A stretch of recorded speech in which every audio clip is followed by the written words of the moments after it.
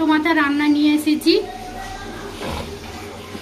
ট্যাংরা মাছের বাটি চচ্চড়ি। এখানে চিংড়ি মাছ সেদ্ধ করে নিয়েছি, চিংড়ি মাছটাও দেবো। এখানে পেঁয়াজ গোটা গোটা কেটে নিয়েছি,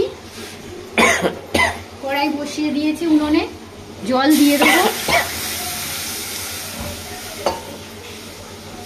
টমেটোটা দিয়ে দেবো,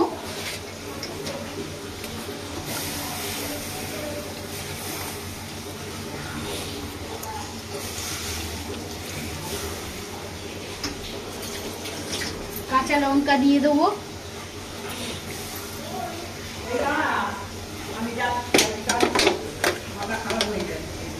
নুন দিয়ে দেবো,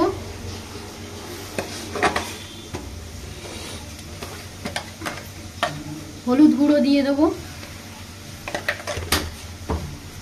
গুঁড়ো লঙ্কা দিয়ে দেবো,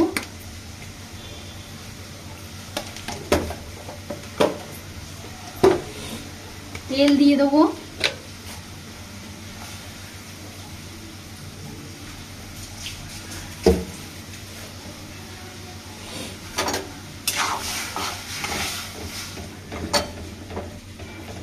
পেঁয়াজগুলো ধুয়ে দিয়ে দেবো,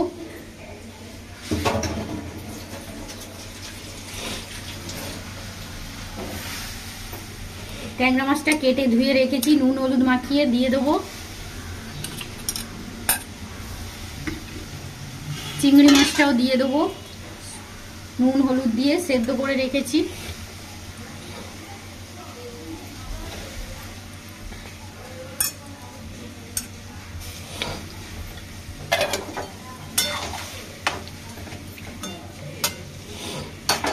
হয়ে গেছে, কিছুক্ষণ বাদে ফিরে আসছি।